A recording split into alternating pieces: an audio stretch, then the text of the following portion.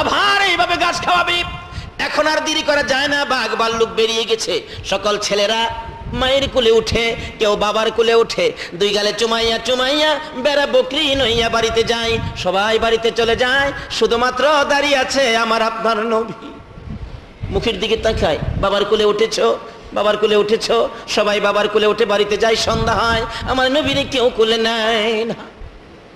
আকাশের দিকে তাকাইয়া ডাকে, মা আমার বাবা কই? আমার কি মন চায় না বাবার কোলে উঠতে? এইভাবে আমার নবী কতদিন এই বয়সে বাবার জন্য কাঁদছে। আবু জাহেলের জীবনীতে পাওয়া যায়, আবু জাহিল একদিন সন্ধ্যার সময় গোড়া দৌড়ে আসতেছে মক্কা নগরীতে। নবীর বয়স যখন 6, মক্কা নগরীতে আবু জাহেল কোত্থেকে যেন আসতেছে পাহাড়ের নিচ দিয়ে। এমন সময় দেখে বাতিজা মুহাম্মদ কানতে কানতে পাহাড়ের ভিতরে ঢুকতেছে, পিছন দিয়া ডাকতেছে, রে বাতিজা যাস না রে, আর একটু সামনে গেলে জঙ্গলার বাঘ তোমারে খাবে। কি দুঃখ তোমার? কোথায় যাও? কেন? পিছনে ফিরে জবাব দেন, চাচা গো আমি যেই দিকে আমার বাবা পাবো গো, যেই জায়গায় আমার বাবার কোলে উঠতে পারবো আমি সেই জায়গায় রওনা হয়েছি, আমারে বাধা দিয়েন না। আবু জাহেল বলেন, বাবা তোমার কি বাবা আছে? কই যাইবা? কার কোলে উঠবা? কে তোমারে কোলে নিবে? সামনে গেলে বাঘে খাইবো। আও তাড়াতাড়ি আহো। লম্বা ঘটনা। উঠাইয়া গুড়ার পৃষ্ঠে বসাইয়া বাড়িতে নিয়ে ডাকতেছেন, আমেনা খাও। আমেনা কি? এই তোমার ছেলে গেছিল গা বাঘে খাইতো, আমি না দেখলে কিছুক্ষণ পরে। আমেনা মুস্কি মুস্কি হাসে, আমার ছেলেরে বাঘে খাইবো এটা আপনি কিভাবে বুঝলেন? ওই বাঘে পাইলে কি খায় না? হগলেরে খাইতে রে, আমার এই ছেলেরে বাঘে খাইতে কষ্টি। ও কেন? আমার এই ছেলে যখন আমার পেটে তাসি বাঁধছে, কত কাণ্ড কারখানা হয়েছে আপনি জানেন? আমি মাটির কুয়ার থেকে পানি উঠাই দেখেছিলাম, বালতি ছাড়ার আগে সাফা পর্বত থেকে কে যেন ডাকতেছে, জিবরাইল আমার বন্ধুর মা আমেনা পানি উঠাবে, এত নিচের পানি বন্ধুরে পেটে নিয়ে উঠাইলে কষ্ট হবে।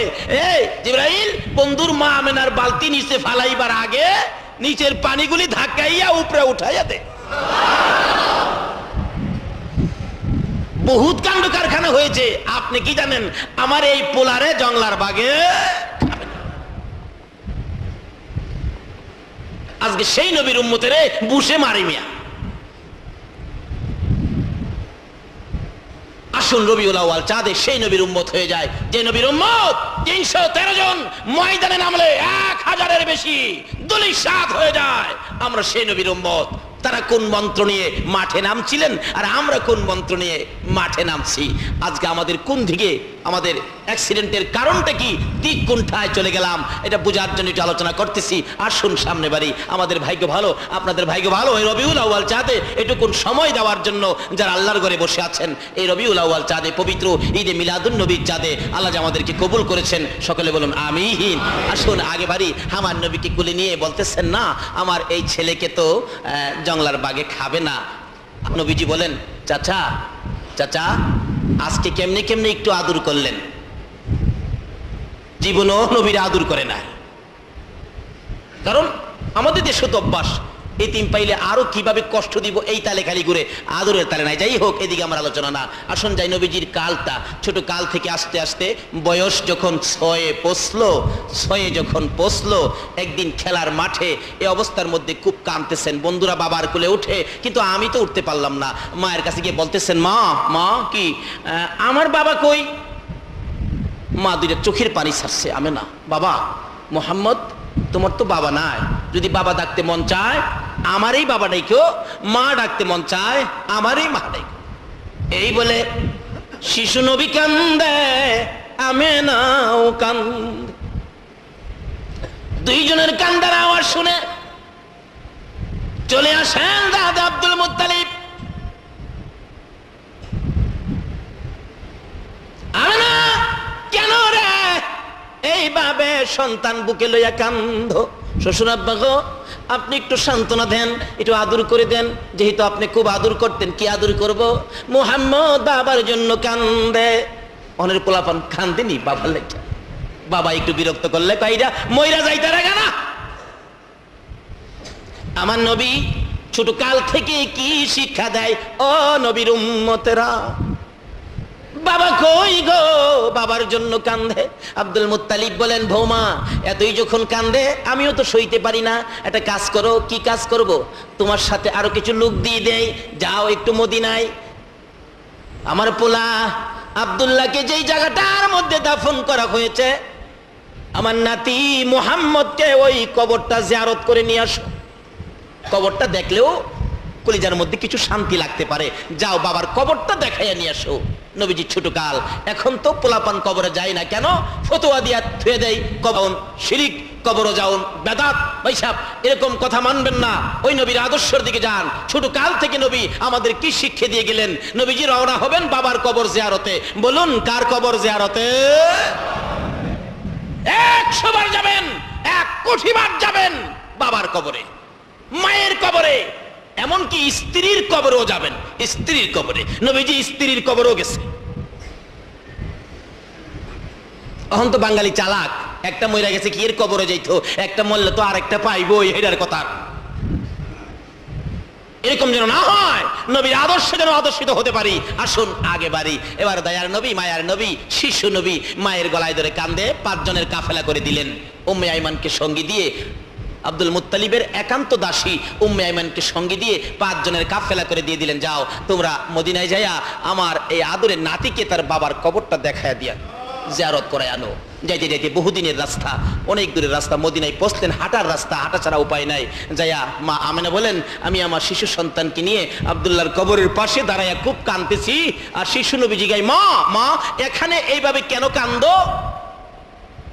আমেনা জবাব দেন, বাবা তুমি যাকে দেখার জন্য আসছো, যার জন্য কান্দো, যার কোলে উঠতে চাইছো, এখানে তোমার বাবা আব্দুল্লাহ এই জায়গাটার মধ্যে ঘুমিয়েছে। এই বলে পরিচয় করে দিয়ে মায়া মেনা দূরে দাঁড়াইয়া কান্দে।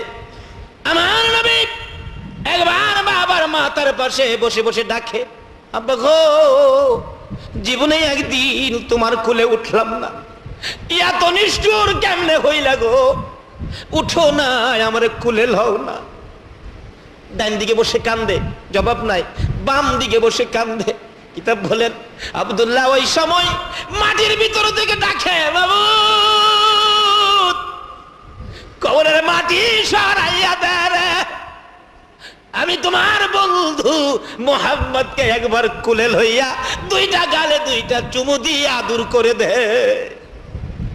আমার আল্লাহ জবাব দেন, আব্দুল্লাহ রে তোর বুঝি মন চায় আমার বন্ধুরে আদর করতে? আমার বন্ধুরে দেখোস নাই, কালিমা পড়স নাই, এই ভালোবাসাটুকু যখন এই মুহূর্তে আমারে দেখাইছো, যাই আমার বন্ধুরে দেখাবো, বন্ধুর সাথে সাক্ষাৎ করাবো, বন্ধুর হাতে কালিমা পড়াবো, আমি আল্লাহ তোরে জান্নাতের মেহমান বানাবো। জোরে জোরে কন্যা সুবহানাল্লাহ। আর ইয়া মুহাম্মদ পিয়ারা নবী এসো নিরালা, মুহাম্মদ পিয়ারা নবী এসো নিরালা, কন্যা ইয়া মুহাম্মদ পিয়ার। নবীর আলোচনা চলবে। নবীর পক্ষে থাকতে রাজি আছেন? নবীর পক্ষে থাকবে যে আল্লাহর পক্ষে, আল্লাহ তার পক্ষে থাকবে।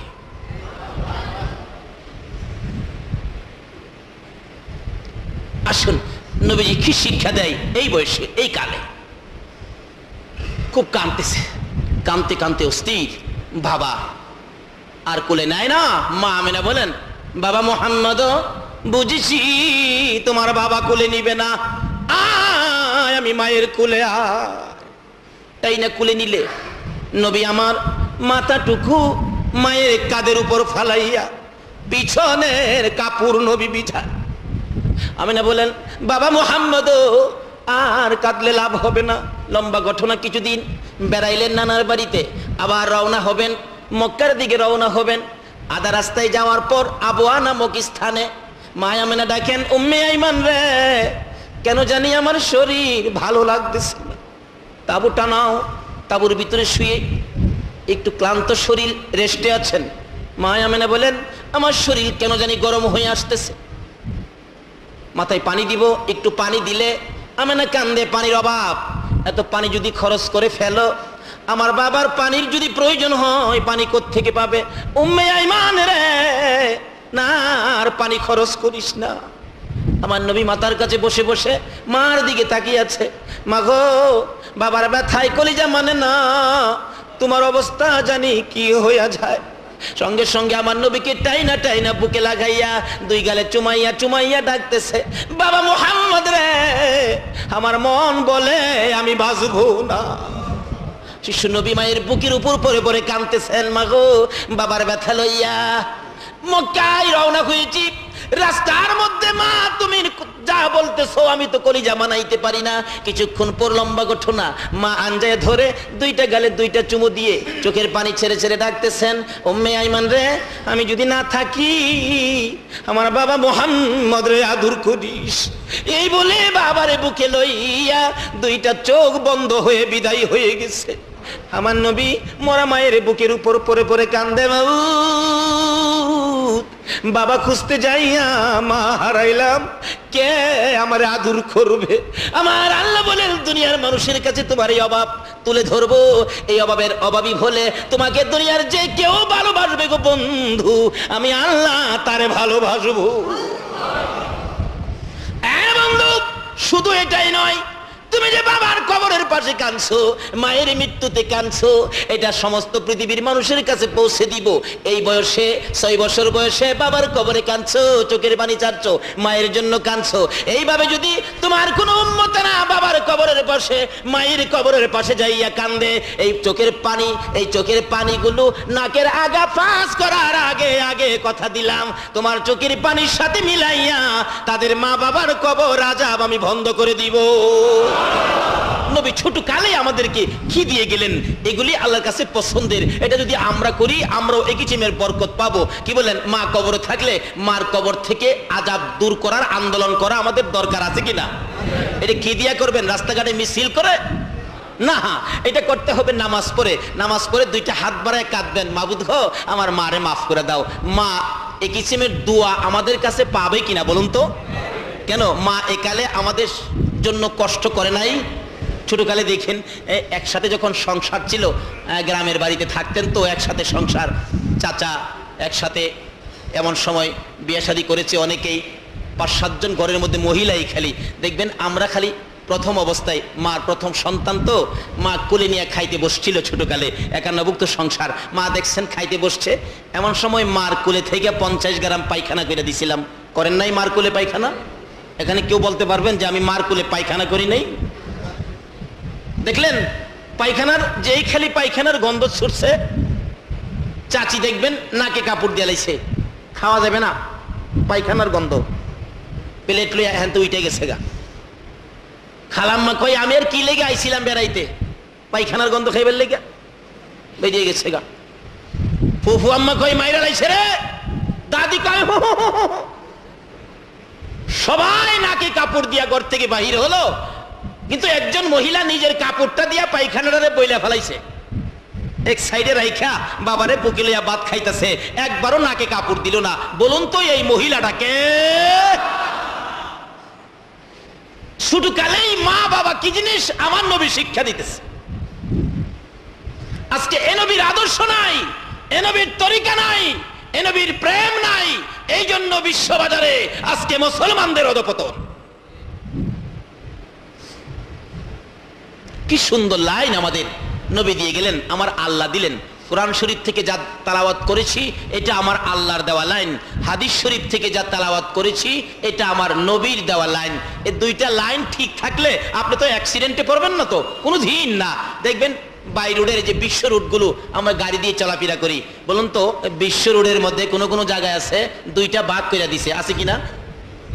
আবার কোনো কোনো জায়গা আছে 2 ভাগ করা সম্ভব নয়, এই জন্য দাগ দিয়া রাখছে, সাদা দাগ দিয়া 2 ভাগ করে বুঝাইলেন, একদিক দিয়া গাড়ি আসবে আরেক দিক দিয়া গাড়ি যাবে। আচ্ছা বলুন তো এই দাগ মাইনা যদি ড্রাইভাররা গাড়ি চালায় কোনোদিন অ্যাক্সিডেন্ট হবে? আচ্ছা এখন কি দাগ মানে? খালি ওভারটেক করে আরেক বেচারার জায়গা দিয়ে যাইতেছে কুয়াশার মধ্যে, ওদিক দিয়ে তার নিজের জায়গা দিয়ে গাড়ি আসতেছে, মুখামুখি সংঘর্ষ, 2টা গাড়ি ভাঙলো, 5 জন প্যাসেঞ্জার মরলো, 3 ঘন্টা রুট জাম লাইগা রইলো। বলুন তো এটার কারণটা কি? দাগ মানে নাই। আজকে বিশ্ববাজারে মুসলমানদের অধঃপতনের কারণ হলো আল্লাহ রাসূলের দেওয়া দাগগুলি আমরা মানি না। একটা দাগ হলো কোরআন, আর একটা দাগ হলো হাদিস। এই দাগগুলি যদি মানতে পারেন কোনো বিপদ নাই, কোনো ঝামেলা নাই, কোনো অ্যাক্সিডেন্ট নাই, এই দাগগুলি কিভাবে মানবো, এই জন্য আসছি আলোচনায়। আসুন, আল্লাহ রাব্বুল আলামিন যা বলতেছেন, নিজের বন্ধুর পরিচয় দিতেছেন আমাদের কাছে, ছোট কাল থেকেই বন্ধুর পরিচয় তুলে ধরছেন। বন্ধু গো, তোমাকে কিন্তু অসহায় হতে দেয় নাই, ছোট কালেই। বলুন তো, হালিমার কুলে নবীর আদর বাড়ছে না কমছে? তারপরে যখন বয়স 6 হয়ে গেল, মা আমেনাও দুনিয়ার থেকে বিদায়। মা কত কষ্ট করেছে, আমাদের মাও কিন্তু ছোটকালে বাচ্চা নিয়ে এরকম কষ্ট করে। এই মার জন্য দোয়া, এই ব্যবস্থাটা রাসূল করে দিয়ে গেলেন। চোখের পানি যদি আসে, নবীর চোখে পানি আসছে বাবার জন্য, মায়ের জন্য, আল্লাহ কবুল করেছে। বন্ধু, এইভাবে যদি কেউ মা বাবার জন্য কান্দে, কথা দিলাম এই চোখের পানির বিনিময়ে আমি তাদেরকে মাফ করে দিব। যাই হোক, লম্বা ঘটনা, শুধু এটুকের মধ্যে ওয়াজ করলে কয়েক ঘন্টার দরকার। আসুন, সামনে বাড়ি 6 বছর যখন শেষ হয়ে যায়, মা আমেনা দুনিয়ার থেকে বিদায় হয়ে গেলেন। আমার নবী এখন তো মাও নাই, বাবাও নাই। মাঝে মাঝে নবী নির্জনে বসে থাকেন। নবীজির দাদা আব্দুল মুত্তালিব দেখলে দৌড়ে যায় কোলে আনে। কিন্তু দাদাও যেন অসুস্থ হয়ে গেলেন। বয়স নবীজির 8 বছর পার হয়ে যায়, দাদাও এখন দুর্বল। দাদা চোখের পানি ছেড়ে দেয়, নাতি রে, আমিও মনে হয় বাঁচবো না, তোমারে আদর করবো কে? অথচ নবীকে অসহায় হতে দেয় নাই। বাবা নাই, যে যার কাছে যায় সেই আদর করে। সুবহানাল্লাহ। আল্লাহ বলেন, বন্ধুকে ওখানে কেউ নাই, আমি আমার ফেরেশতাদেরকে দিয়ে তোমার আদর করাইছি। কেন? হযরত আব্বাস রাদিয়াল্লাহু তাআলা আনহুর জীবনী খুলে দেখুন। আব্বাস বলেন, আমার ভাতিজা, এই 3 ভাতিজা হয়েছে পরে আমি কিছু কাণ্ড কারখানা দেখছি। কিরকম কাণ্ড কারখানা? একদিন রাত্রের বেলা গেলাম, নবীজি দুনিয়াতে আসার 3 দিন পরে। বলুন তো, 12 তারিখ দুনিয়াতে আসলে 3 দিন পরে যদি আব্বাস এই কাণ্ড কারখানা দেখে, তাইলে ওই সময় রবিউল আউয়ালের চাঁদের কয় তারিখ হয়েছে? 15 তারিখে আকাশের চাঁদটা কি ছোট না বড়? হযরত আব্বাস রাদিয়াল্লাহু তাআলা আনহু বলেন, আমি নবীজি দুনিয়াতে আসার, আমার ভাতিজা দুনিয়াতে আসার 3 দিন পরে একদিন গেলাম, যায় দেখি ঘরের ভিতরে রাত্রের বেলা ফাঁকেদার চুকি দিয়া দেখি একটা লাইট ফোকাস হয়ে রয়েছে। তো আবার দেখি ঘরে কেউ নাই, কিন্তু যে দোলনার মধ্যে রাসূল শুয়েছিলেন, দোলনাটা অটোমেটিক জ্বলতেছে। ঘরে কেউ নাই, দোলনাটা ঠিকই দুলতেছে। আবার দেখি আমার ভাতিজার হাত নড়ে, হাত নড়ার দিকে তাকাইয়া দেখি এই হাত নড়াটা আকাশের চাঁদের মধ্যে গিয়ে লাগছে। আঙ্গুল নাড়া দিলে হাত নিচে আসে, আঙ্গুল উঠাইলে চাঁদ উপরে যায়, আঙ্গুলের সাথে চাঁদ উঠানামা করতেছে। জোরে জোরে কন্যা সুবহানাল্লাহ। আচ্ছা, এরকম একটা ঘটনা আমাদের হয়েছে কিনা ছোটকালে? কিন্তু চাঁদ তো উঠছে না, নামছে না, আসছে না, কিন্তু মা কিন্তু একটা গান গাইতো, আয় আয় চাঁদে মামা, কয় না, কয় না? কুকুর চোখে ঘুম দিয়া যায়, একে গেলাম গুনগুনায় গান গা আর দোলনা জোলা। হযরতে আব্বাস বলেন, যেইভাবে আমাদের সন্তানদেরকে দোলনায় শুয়াইয়া লড়াইয়া লড়াইয়া চাঁদের গান গাইতাম, হযরত আব্বাস বলেন, আমি দেখি যাই আমার ভাতিজার দোলনাটা লড়ে, আকাশের চাঁদ উঠা নামা করে। যেদিন কালিমা পড়বে ওই দিন হযরতে আব্বাস বলেছিলেন, ভাতিজা একটা জিনিস জানতে চাই, ওই দিন থেকে আমার অন্তরে তোমার দিকে প্রেম ভালোবাসা গিয়েছে। কি কথা চাচা? ভাতিজা, ও ভাতিজা, জানতে চাই ছোটকালে তোমার দোলনাটা কে লড়াইতো? কাউরে দেখি নাই, আকাশের চাঁদ ওঠা নামা করতো আঙ্গুল ইশারায়, কারণটা জানতে চাই। আমার নবী 2টা চোখের পানি ছেড়ে ছেড়ে বলেন, চাচা গো, আমার মা আমাকে দোলনায় শোয়াইয়া গেলে, এদেশের মানুষ দোলনায় ধাক্কা দেওয়ার মানুষ আছে গো, আমার দোলনায় ধাক্কা দেওয়ার মানুষ ছিল না, আমার বাবা নাই, আমার দোলনার মধ্যে আমার আল্লাহ রহমতের ফেরেশতা দিয়া দোলাইতো।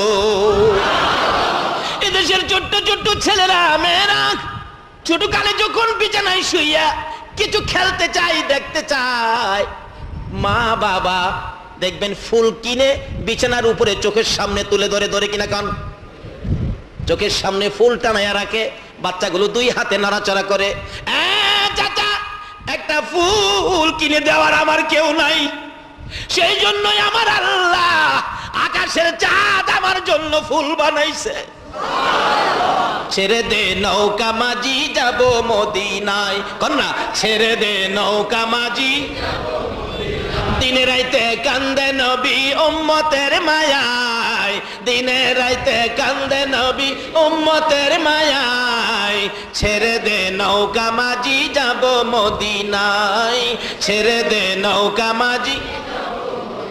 নবীর প্রেমে পাগল হইয়া 7 সমুদ্র পাড়ি দিয়া, নবীর প্রেমে পাগল হইয়া 7 সমুদ্র পাড়ি দিয়া, নবীর রওজা জিয়ারতে হব রওয়ানায়, নবীর রওজা জিয়ারতে হব রওয়ানায়।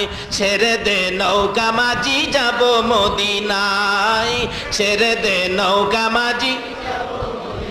দিনে রাইতে কান্দে নবী উম্মতের মায়ায়, দিনে রাইতে কান্দে নবী উম্মতের মায়ায়। ছেড়ে দে নৌকা মাঝি যাব মদিনায়, ছেড়ে দে নৌকা মাঝি। নবীজির দাদা বলতেছেন, নাতিরে কেউ নাই। হযরত আব্বাস বলেন, আমি ছোট কাল থেকেই আমার ভাতিজার কিছু কাণ্ড কারখানা দেখছি, এই দিন থেকেই মনে মনে ভাইবা রাখছি, এটা যদি কোনোদিন কিছু বলে আমি মানবো। যাই হোক, এদিকে আলোচনা না, সংক্ষেপ করে আনতেছি। এবার বলতেছেন, তোমারে আমি তো অসুস্থ, তোমার মাও নাই বাবাও নাই, এখন কার কাছে তোমাকে দিয়ে যাব? সকল ছেলেদেরকে ডাকলেন, ডাইকা বলেন, আমার এতিম, আমার এতিম। কিন্তু এত আদর, এতিম কিন্তু অসহায় না। আল্লাহ বলেন, বন্ধু তুমি যখন পিতাহারা কিন্তু তোমার আদর কমে নাই, তুমি যখন মাতাহারা তারপরও তোমার আদর কমে নাই। নবীজি দাদার কাছে থাকতেন, কিন্তু দাদা সকল ছেলেদেরকে দিয়ে কাজ করাইতেন, কিন্তু আমার নবীরে কোনোদিন একটা কাজ করার জন্য দেয় না। ওই তোরা মহিলা যাই গিয়ে আমার আপত্তি নাই, আমার নাতিরে কাজও নিতে পারবি না।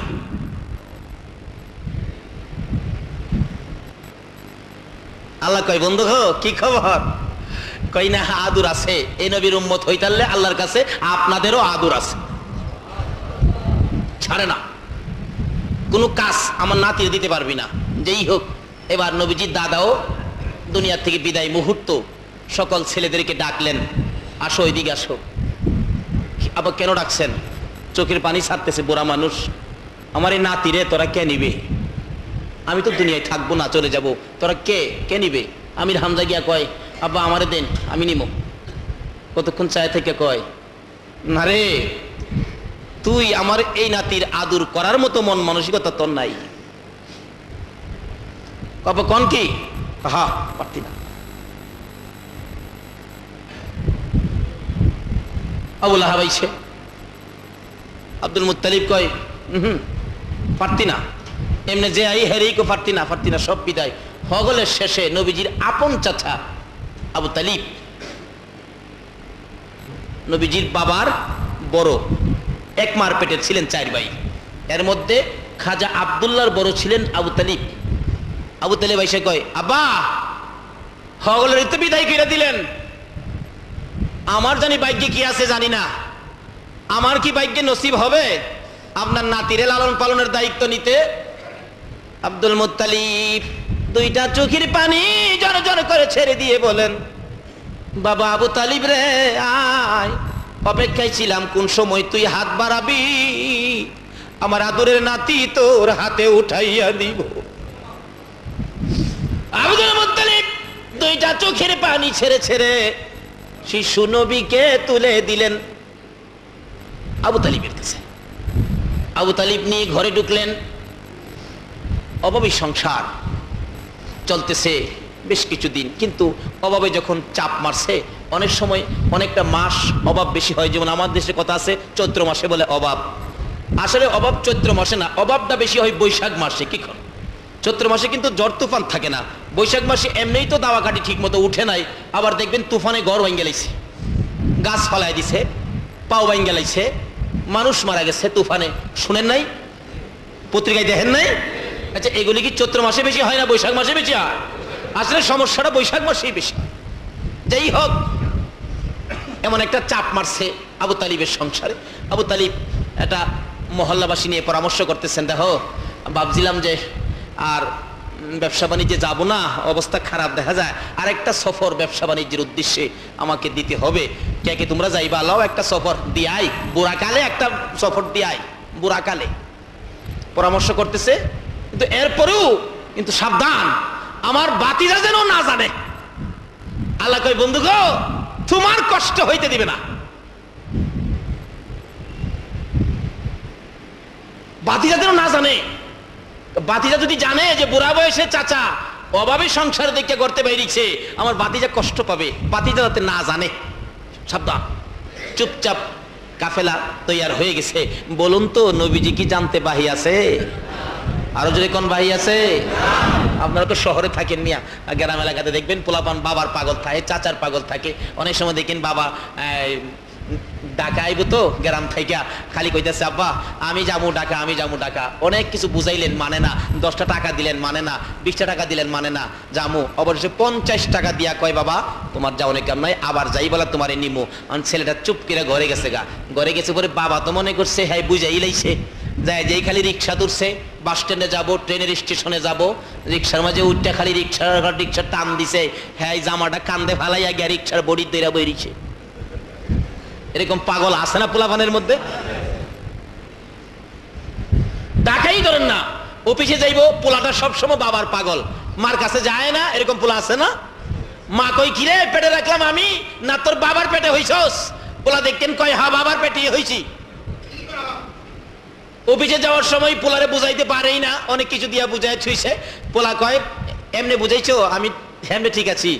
রিক্সা ধরছে বাবা, অফিসে যাইবো, যে খালি রিক্সা টান দিছে পিছে তাদের বই দিছে। যাইতে যাইতে যাইতে যাইতে যাইতে যাইতে কিছু দূর যায়, রিক্সাওয়ালার সাথে ওই মহাজন কথা কয়, লোকটা কথা কয় এ বেটা তোর ছেলে মেয়ে আছে নাকি? রিক্সাওয়ালা কয় চাচা আমার তো 3 ছেলে। তোর ছেলেগুলি কেমন? চাচা কি কমো, 2টা যেমন তেমন, মাইল লাড়া তো করে বেশি পাগল, এই বাড়িতে বাইরে আইতে বড় যন্ত্রণা করে। আর তোরটা বন্ধ কর, আমার যে একটা পিচ্ছি এটারে তো থুইয়া অফিসে যাইতে পারি না, বাজার যেতে পারি না, কোথাও যেতে পারি না। আজকে কোন রকম 50টা টাকা দিয়া কোন রকম ঘরে থুইয়া বাইরেছি। এই ফাঁকে দা পোলা পিছেতে বাইরে কয় আবু, আরে কি কয় আমি আই পড়ছি তো। আসে না পোলাপান এরকম? আমার নবীর বয়স যখন 13, বলুন কত? 13 বয়সের তরুণেরা, ও 13 বয়সের বালকেরা আমার নবীর জীবনে তালাশ করো গো। নবীর একটা আদর্শের মালা যদি গলায় লাগাইতে পারো, তুমি দুজাহানের ধনী হইয়া যাইবা। ওই নবী এই চাঁদের দুনিয়ার জমিনে আগমন করেছে। ডাকেন না এসো মোদের প্রাণের নবী রবিউল আউয়ালে, বলুন এসো মোদের প্রাণের নবী। বিশ্বভুবন হইল সৃজন তোমারই প্রেমের বলে, বিশ্বভুবন হইল সৃজন তোমারই প্রেমের বলে, এসো মোদের প্রাণের নবী রবিউল আউয়ালে, বলুন এসো মোদের প্রাণের নবী। শুনয় রে বাঙালিরা পাইছো মনি মুক্তাহিরা, শুনয় রে বাঙালিরা পাইছো মনি মুক্তাহিরা। সোনার বাংলায় সোনা পাবে নবীজির পাগল হলে, সোনার বাংলায় সোনা পাবে নবীজির পাগল হলে, এসো মোদের প্রাণের নবী রবিউল আউয়ালে, এসো মোদের প্রাণের নবী। কি যে রবিউল আউয়াল চাঁদ, খবর নাই না কত দিবস পালন করে এই দেশের মানুষ। এই দিবস এই দিবস, খালিফা আডার দিবসও আছে, আছে না? কিন্তু যেই চাঁদে নবী দুনিয়াতে আসছে, যেই নবী না আসলে পৃথিবীর কিছু আরশ কুরসি লৌহ কলম সহ কোন মাখলুকাত হতো না। আজকে সেই নবী দুনিয়াতে আসলে এই উপলক্ষে কে কি করেছেন? কোন দিবস নাই, আর দিবসের পাগলও নাই।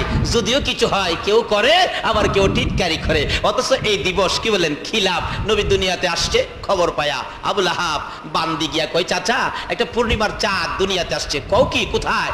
আপনার ভাই যে আব্দুল্লাহ ছিল, আব্দুল্লাহর ছেলে হচ্ছে এতিম ছোট্ট, কি সুন্দর পূর্ণিমার চাঁদ। তাই নাকি? আমার ভাই নাই বাতিজা হইছে, খুশির খবরটা দিলি। সবার দিন সকালবেলা ভোরবেলা খবরটা পাইলাম, এই আঙ্গুলটা উঠাইছিল আবু লাহাব, উঠাইয়া বলছিল যাও তোমাকে বহু টাকা দিয়ে খরিদ করে আনছিলাম, কিনা গোলাম তুমি, আজকাল থেকে দাবি নাই, আমার বাতিজার খবরের খুশিতে তোমাকে মুক্ত করে দিলাম, যাও। আমার আল্লাহ কই আবু লাহাব রে, আমি যার প্রেমের সব বানাইলাম, এই বন্ধুর ভালোবাসায় আঙ্গুল উঠাইলি, এই আঙ্গুলটাই তো আমার কাছে দামি হয়ে গেছে। জোরে জোরে কোন সুবহান। আমি বলবো আজকে যারা নবীর ভালোবাসায় এখানে বসে আছেন, আপনারাও আল্লাহর কাছে দামি হয়ে গেছে। কেন? নবীর ভালোবাসায় কিছু করলে আল্লাহ খুশি হয়, রাসূলও খুশি হয়। ইতিহাসের কথা খুলে দেখুন, একজন ইতিহাসবিদ লেখেন, এই ভারতবর্ষের মধ্যে একটা বই লেখক বই লিখেছিলেন, যে বইটার নাম ছিল রঙ্গিলা রাসূল।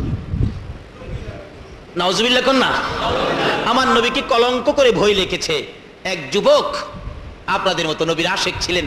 যুবকটা চোখের পানি ছেড়ে দিয়ে বাড়িতে গেছেন, মা একটা খবর শুনলাম। কি খবর? আমার নবীকে কলঙ্ক করে বই লিখেছে, এটা তো সহ্য করতে পারি না। মা বলেন, কি করতে চাও বাবা? মা, আমি আসতেছি।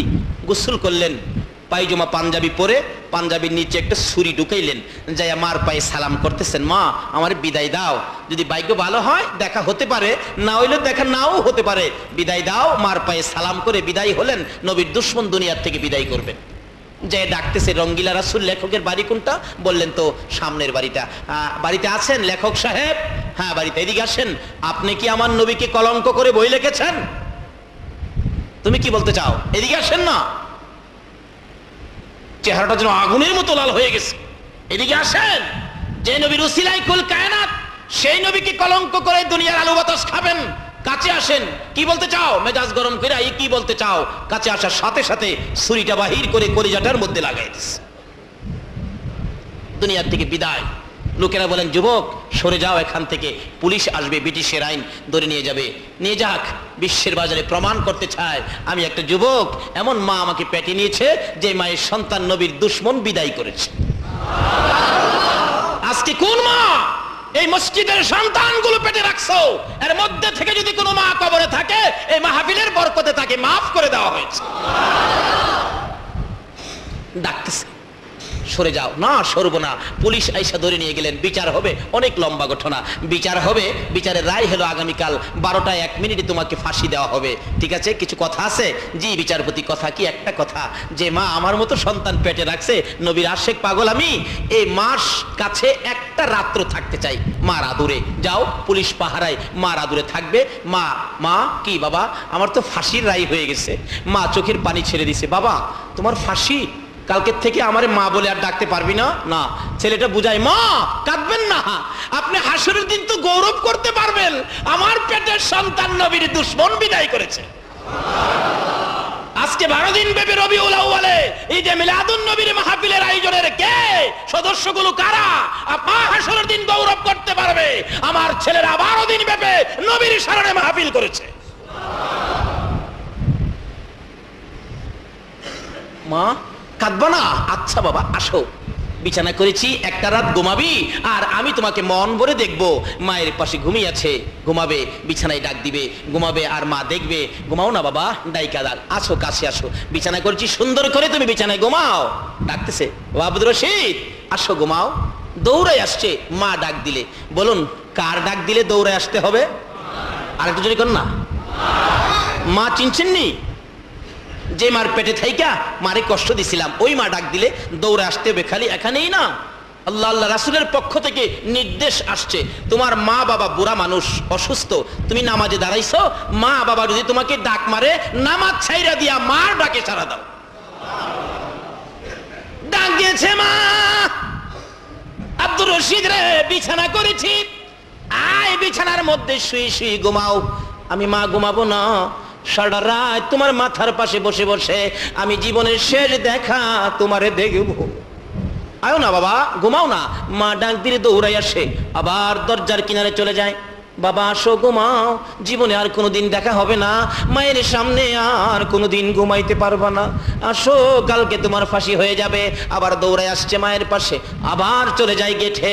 মা ডাক দেয়, বাবা আব্দুর রশিদ রে, আমি ডাক দিলে দৌড়ায় আসো বিছানার কাছে, আমি মা বলি শোয়ার জন্য, না শুইয়া কেন আবার দরজার কিনারে চলে যাও?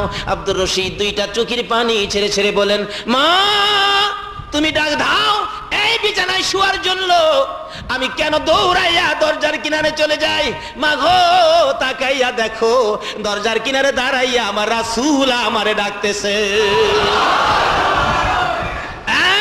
মা তুমি ডাকো এই বিছানায় শোয়ার জন্য, আবার রাসূল দরজার কিনারে দাঁড়াইয়া ডাকে, আব্দুর রশিদ রে এই বিছানায় ঘুমাস না, আমার সঙ্গে আয়। কালকে তোর ফাঁসি হবে। আমি রাসূল আইসা গেছি রে আব্দুর রশিদ, ফাঁসির কাষ্টের থেকে তোরে নামানোর সাথে সাথে আমি রাসূল কুলে লইয়া থরে লইয়া যাইব। এই বিছানায় নয় রে আব্দুর রশিদ, আমি রাসূলের পাশের জান্নাতের বিছানায় তুই ঘুমাবি। এই নবীর ভালোবাসায় আজকে মাহফিলের আয়োজন করেছেন। আমার নবী কত খুশি।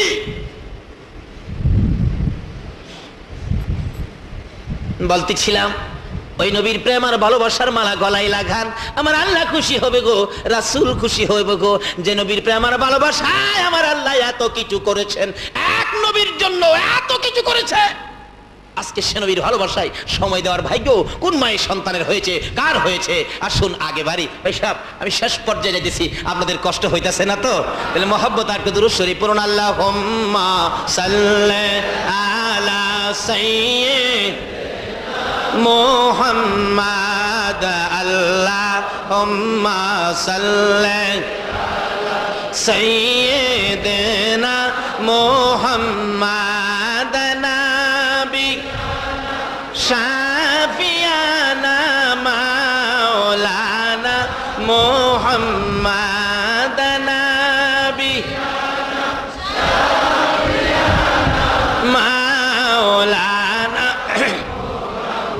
দিবানিশি মনেরে আমার আর দিও না যন্ত্রণা, দিবানিশি মনেরে আর দিও না যন্ত্রণা। হায়রে দনে যদি হইতাম দনি যাইতাম সোনার মদিনা, হায়রে দনে যদি হইতাম যাইতাম সোনার মদিনা।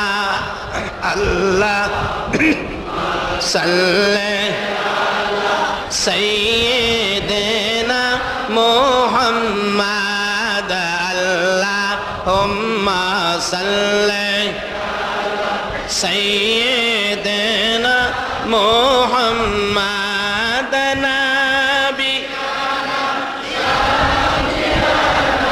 মাওলানা মুহাম্মাদ, নাবি মাওলানা বালাগাল উলা বিকামালিহি। নাই ব্যবসায়ী যাবেন বুড়া বয়সে, নবীর বয়স জানি কত ছিল? আরো জোরে কোন কত? 13 বছর বয়সের যুবক, তরুণ, বালক, বাল্যকাল আমাদের আছে না, হয়ে গেছে না? এক সময় ছিল কিনা বলুন তো? এই কালটা নবী আমাদেরকে কি দিয়ে গেলেন? এটা যদি আমাদের মধ্যে থাকে, সমাজে মহল্লায় অশান্তি থাকবে না।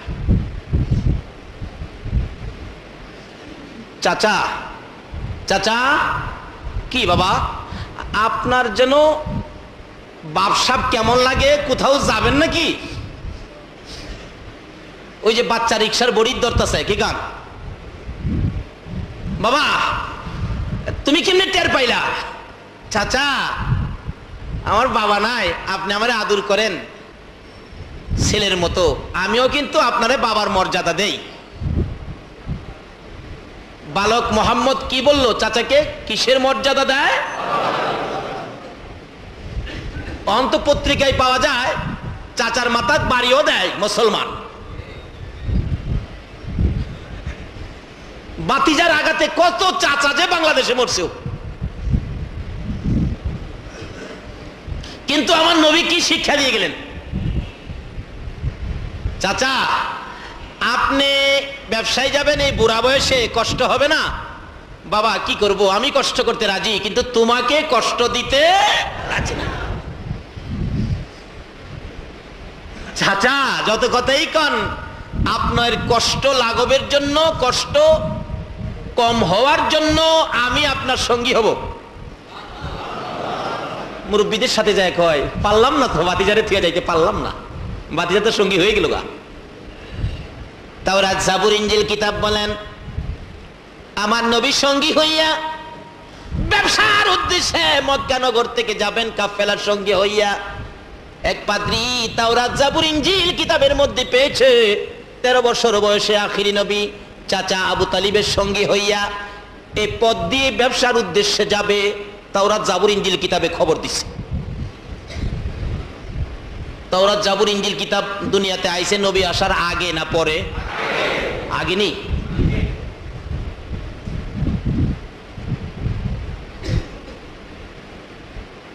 কেউ যদি কয় নবীজি 40 বছর বয়স হইছে পরে নবী হইছে, তাহলে কথাটা কি সঠিক হবে না ভুল হবে? আল্লাহ তাদেরকে বুঝ দেখ, ঠিক হয়। সকালে বলুন আমি।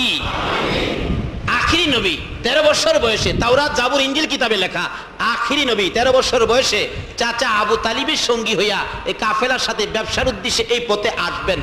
এই খবর যেদিন তাওরাত জাবুর ইনজিল কিতাবে পাইছে, ওই পাদ্রী ওই দিন থেকে একটা মুসাফির খানা করে মক্কার কোনো কাফেলা পাইলেই বসায় খানা খাওয়ায়, খাওয়ায়া জিগায় তোমাদের সাথে 13 বছর বয়সের কোনো বালক আছে? কই না, নাই তো। যাও।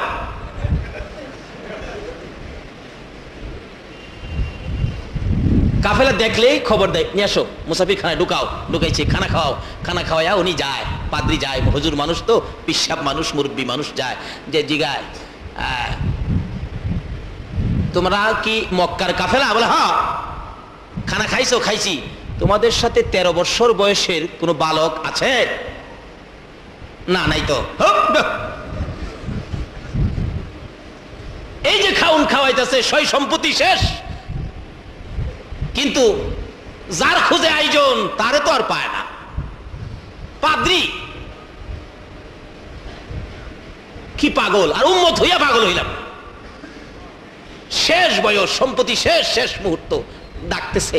হাইরে, মনের আশা কি পুরা হবে না? এমনি সময় দেখে একটা কাফেলা আইসা বাড়ির সামনে ক্লান্ত হইয়া গাছের নিচে বসছে। সবাই গাছের নিচে বসছে, ময় মুরব্বীরা।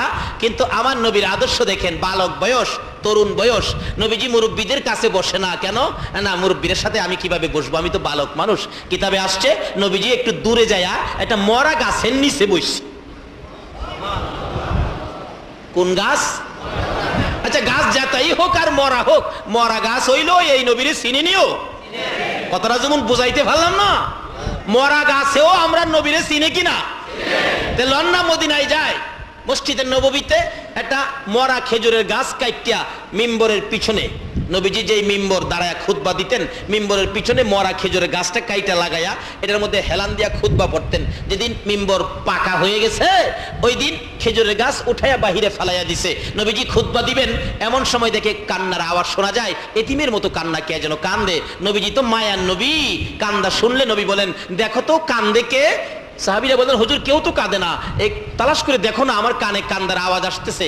যায় দেখে মরা খেজুরের গাছটা যে এটা কাঁদতেছে। রাসূলের হাতে দিলে আরো কান্দা বাড়ছে। নবী বলেন, কি ব্যাপার, তুমি মৃত কাঁদতেছো? আচ্ছা, ব্যাপারটা কি? কি দুঃখে তুমি কান্দো? ইয়া রাসূলুল্লাহ, দুঃখ আমার একটা, মরা গাছ কথা কয়। সুবহানাল্লাহ কইতেন না? আরে নবীর প্রেমের পাগল যারা, প্রেম খেলা খেলে। হায়রে নবীর প্রেমের পাগল যারা। এসব মাঝে মাঝে গজল কইলে খারাপ লাগে আপনাদের কাছে? ঢাকা শহরে আমার কাছে শোনেন নাই? ফাঁকে ফাঁকে আসে নাই গজল? আমি এভাবেই ওয়াজ করি, এই গজল মাঝে মাঝে নিজে বানাই, নিজে গাই, এভাবেই। যার ভালো লাগে দাওয়াত দেয়, যার ভালো লাগে না দাওয়াত দেয় না, এতে আমার কোনো আসে যায় না। আমি বুক ফগট ডায়েরি ও রাহি না।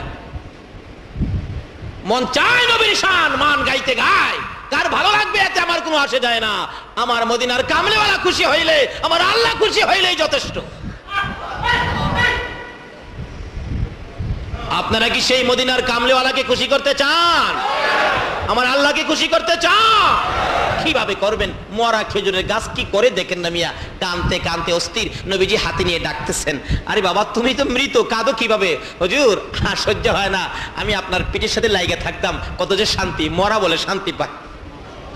আচ্ছা, মরা খেজুরের গাছ নবীর প্রেমে যদি শান্তি পায়, নবীর উম্মত হইয়া যদি, নবীর ভালোবাসা লইয়া যদি মইরা কবরও যাইতারি, বলুন তো আমরা শান্তি হবে না অশান্তি হবে? আল্লাহু আকবার। কবরও যেদিন কিনে ভারত সফরে গেছিলাম, বেশ অনেকদিন ছিলাম ভারতে, যাই দেখি ভারতে একটা মজার ঘটনা। ভারতের উত্তর প্রদেশ জায়গাটা মনে রাখবেন, অনেকে আছে এগুলি বিশ্বাস করতে রাজি না। ভারতের উত্তর প্রদেশ জায়গাটার নাম শফিপুর, যেমন ঢাকার শহরে জায়গাটার নাম কি? শান্তিনগর, উত্তরপ্রদেশের শফিপুর জায়গাটার নাম। এক আল্লাহর ওলি নবীর আশেক ছিলেন, উনি বলেন আমি মারা গেলে আমার মাটির নিচে দাফন করিস না, মাটির উপরে রেখে দিবি। কোন কি পয়সা গইলে যাইবেন না, কই হেইটা কি তোরার চিন্তা? নবীর আশেক মানুষ ছিলেন, এখনো আছেন। এটা যা শুনলাম খুব আগ্রহ হলো দেখার জন্য, গেলাম দেখার জন্য।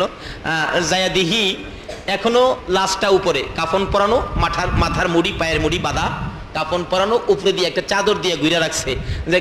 যে বললাম যে আমি তো বাংলাদেশ থেকে আইছি, বুঝাইলাম তাদেরকে এটা লাশটা এইভাবে নাকি আছে, পরে আছে, এটা দেখার জন্য।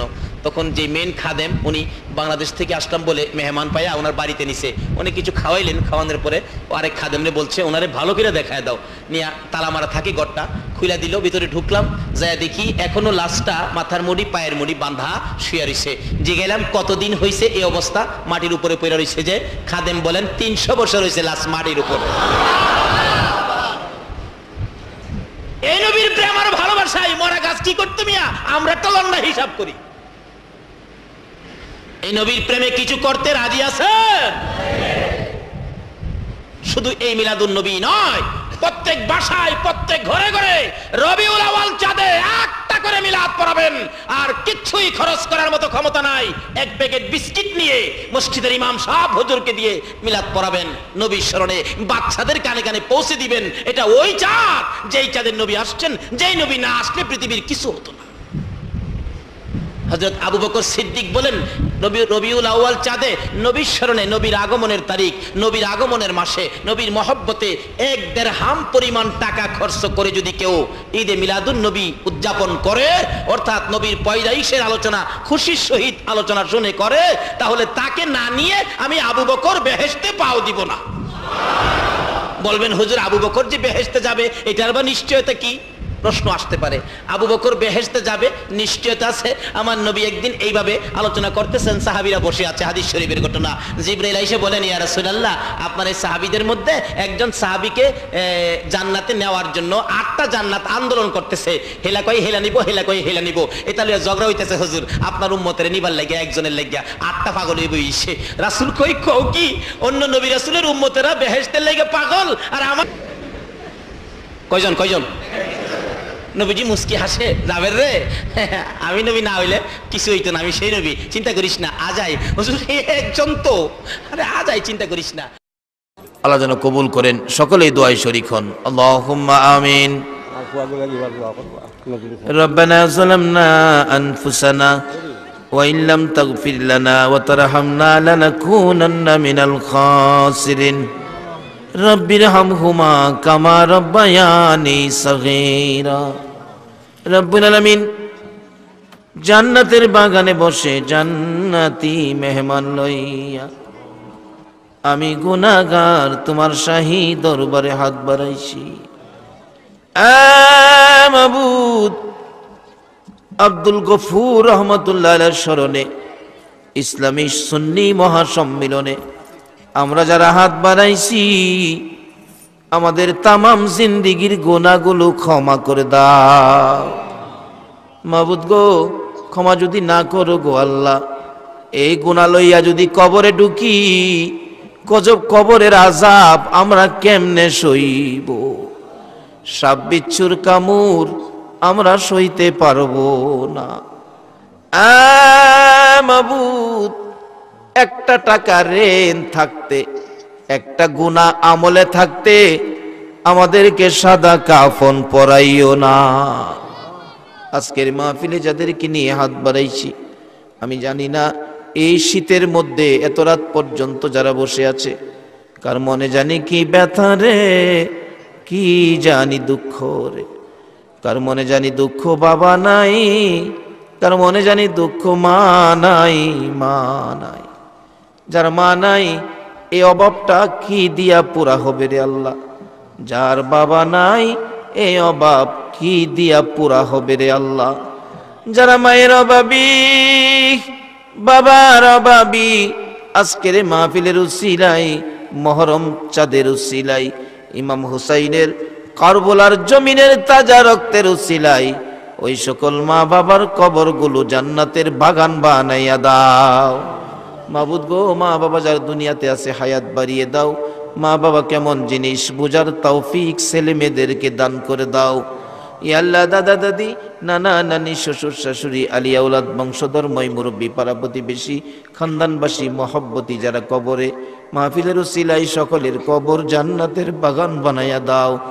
হ্যাঁ মাবুদ, খাস করে আজকের এই সমাজ কল্যাণ পরিষদ, এই সংস্থার সকল সদস্যগণকে তোমার মায়ার হাতে দিলাম গো আল্লাহ, তাদেরকে তুমি কবুল করে লও। আল্লাহ, সংগঠনের সকলের বংশ থেকে যারা কবরে চলে গেছে, মা বাবা, দাদা দাদি, নানা নানি সহ আত্মীয় স্বজন, বংশধর সকলের কবর মাহফিলের উসিলাই জান্নাতের বাগান বানাইয়া দাও। মাবুদ, এই সংগঠন কর্তৃক আয়োজিত এই মাহফিল তোমার কুদরতি হাতে দিয়ে গেলাম। কিয়ামত পর্যন্ত এই মাহফিল তুমি কায়েম রাখো গো আল্লাহ। মাহফিলের উসিলাই কাল কিয়ামতে নবীর গুদারায় উঠাইয়া ফুলচিরাতের ফুল পার করে দিও গো আল্লাহ। ইয়া আল্লাহ, খাস করে আমাদের মধ্যে যারা অভাবী, অভাব দূর করে দাও। যারা বিমার শেফা করে দাও। যারা অভাবী, অভাব দূর করে দাও। যারা ব্যবসা করে ব্যবসায় বরকত দাও। যারা চাকরি করে পদোন্নতি দান করে দাও। যারা গৃহস্থী করে করবে জমির ফসলে বরকত দিয়ে দাও। যারা বিদেশ থাকে, অনেকে বিপদে আছে, সকল বিদেশি ভাইদেরকে বিপদ মুক্ত করে নেক হায়াত বাড়াইয়া দাও। রুজি রোজগারে বরকত লাগাইয়া দাও। রোজগার শেষে দেশের ছেলে দেশে ফিরাইয়া দিও গো আল্লাহ। মাবুদ, যারা লেখাপড়া করে লেখাপড়ায় বরকত দাও। যারা পরীক্ষা দিতেছে দিবে কামিয়াবি দান করে দাও। খাস করে আমরা যারা হাত বাড়াইছি, আমরা সকলকে একদিন দয়ার নবীরে স্বপ্নে দেখাইয়া দিও গো আল্লাহ। নবীজিকে স্বপ্নে না দেখাইয়া এই মাহফিলের কাউকে তুমি সাদা কাফনের প্যাকেটে ঢুকাইও না। মাবুদ, যারা এই মাহফিলের সাহায্য সহযোগিতা করেছে, বুদ্ধি পরামর্শ দিয়েছে, টাকা দিয়েছে, গরু দিয়েছে, চাউল দিয়েছে, সকলকে তুমি নেক হায়াত বাড়াইয়া দাও। রুজি রোজগারে বরকত লাগাইয়া দাও। হায়াত যদি না বাড়াও গো, তোমার নবীর গোলামীর মাহফিল কেমনে করবো গো আল্লাহ। মাবুদ, এই মাহফিলের উসিলাই সবাইকে তুমি কবুল করে লও। ইয়া আল্লাহ, সিন্নি বিতরণ হবে, সারা রাত মাহফিল চলবে।